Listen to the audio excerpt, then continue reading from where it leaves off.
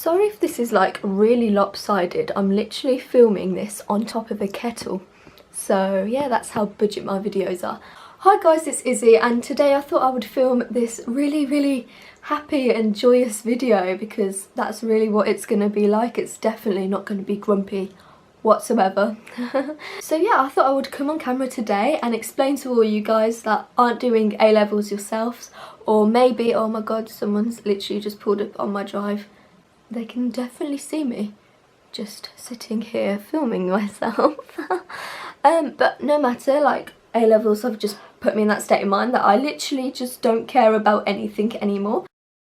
So in case you're watching this from outside the UK and you're not sure what A-levels are, let me just explain it to you. They're basically what a lot of 16 to 18-year-olds in the UK are tricked into taking because they're told they're going to be really beneficial for your future, when in fact all you're doing is basically just signing away your social life for 2 years, which is great. I really don't know what I like more about A-levels. I don't know whether it's the fact that they've taught me that no matter how hard I try, I probably won't be able to achieve anything, which in my case is achieving good grades because I can't do that.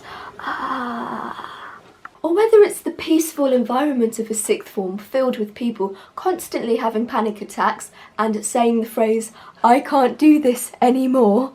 Or the fact that even if you do really well in A-levels and then you actually manage to get into a uni somehow because the grade boundaries are through the roof, whether or not you'll actually be able to pay off your debt from uni in the first place, and whether or not you're just tricked into following the system your entire life, and then you will actually just end up really broke and unhappy no matter what you do, whether or not you do good A-levels or not, but they're really hard to get in the first place and you try really hard to get good A-levels.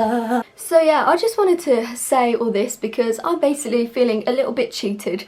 I feel like I've been cheated of a social life for the last 2 years, and not just that, I think my mental stability is slowly going through the window. It's the window. I don't know why I just turned that around now. I have to set it all back up again. Nah. So yeah, I literally thought that GCSEs were my definition of hell, and I thought surely A-levels can't get worse than this. Surely nothing can get worse than this. But oh yeah, it can. Spoiler alert, this is where this video's going. And one thing I hate more than A-levels themselves, and yes, believe me, there is something I hate more than A-levels, it's when I talk to people about A-levels who don't do A-levels themselves, and it's like, no, you're not understanding the problem. And they always seem to want to give me really helpful advice, and it's like, no, you're not listening. So yeah, the amount of times I've been like revising or leaving somewhere early so I can go home and revise and stuff like that, and the people have said this to me: why don't you like just take a break for once? I mean, you're always revising. They can't be that hard, and just, you know, try your best. That's all that matters. And when you try your best, you'll do really well. Don't forget, don't stress about them. Like, oh yeah, just don't stress about them. Why didn't I ever think of that? Just don't stress about your exams and you'll be fine. Oh my god, this thing that's taking over my life. Why didn't I just not stress about it? Why didn't I just think not to stress? Can you imagine my life without it? Imagine that. A-levels are fantastic. You have cured me of all my problems. I'll just get an early night's sleep tonight. I love sleeping. I have plenty of time for it now that I'm not stressing. I wish I could do more A-levels. Like, yeah, kind of no, actually that's not really how it works, to be honest. So, and the thing that annoys me so much about A-levels, it's not the fact that, like, oh, you know, screw the system, man, I don't want to have an education. It's the fact that I go to sixth form to learn things, but are A-levels testing your learning?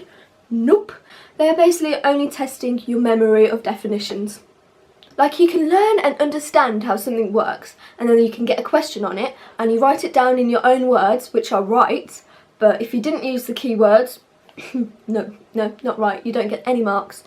Like, there are so many exam boards where they have like a key definition that you need to learn, and you can write a synonym, I can't really say the word, sorry, but you can write like something that means exactly the same thing, but you don't get the mark because you just didn't write one thing that's in the mark scheme, even though you wrote something else that means exactly the same thing, and you don't get the mark because apparently you don't know your stuff. What? And last year I did AS biology, and oh my gosh, that was one hell of a subject, let me just tell you that now. So yeah, life advice, don't do biology because it is the most ridiculous mark scheme going. Like, and they ask the most stupid questions. Like, there was one question about a seal. You get a picture of a seal, and then the question's something like, why are seals adapted to respire underwater, or something like that. And you learn loads of different respiration mechanisms, you know, it's part of the course, so you think, maybe this has something to do with all the revision I've done, maybe it's something to do with all the respiration mechanisms I've learned, maybe it's something to do with like all the circulation systems that are like, you know, in the specification. Maybe that would make sense for that to be the answer, but oh no. Lovely old OCR was like, no, we cannot make it that easy. There's gonna have to be some sort of twist on it. So the actual answer to the question was, as you can see in the diagram, seals have large nostrils. I'm sorry, what? How is that an A-level question? Is that testing my knowledge of biology in any way, or my knowledge of looking at pictures? I had to drop biology at the end of AS because there was no resurrecting that grade. Doing past papers is so confusing. On 2 different past papers you can get like a question that says, oh, the answer is strong, but then ignore strength as the answer, and then on the other past paper that you do for the exact same question worded the exact same way, you can get, oh, the answer is strength, but ignore strong. I'm sorry, what? Am I supposed to just guess what you're thinking or something? Like, examiner, how am I supposed to know whether to put strong or strength? What? Oh, my camera's breaking. So yeah, that was my little ranty video, and basically just to summarise, A-levels are definitely the thing for you if you want to have friends in 6th form, but only in 6th form because none of you will ever have time to meet up outside of 6th form. They're also the thing for you if you want to cry every evening. That is another thing that A-levels will definitely do for you.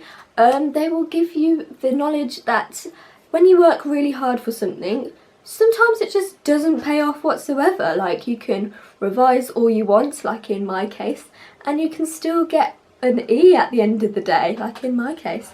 So yeah, A-levels are really great for all that. So 10 out of 10 recommend if you want to have a mental breakdown. And yeah, basically that's all I've got to say, I think, because, you know, I should probably stop filming now. I've got revision to do, exams to fail, all that jazz. So yeah, I would say I would see you guys next week, but you know, I've got A-levels and I don't have time to film that often, so I'll see you guys in 2 weeks' time, I think. I think by that time my exams will be finished. I'm not exactly sure, I'm just sort of getting through it day by day, but yeah. Thanks for listening to my little rant there, and I will see you guys soon.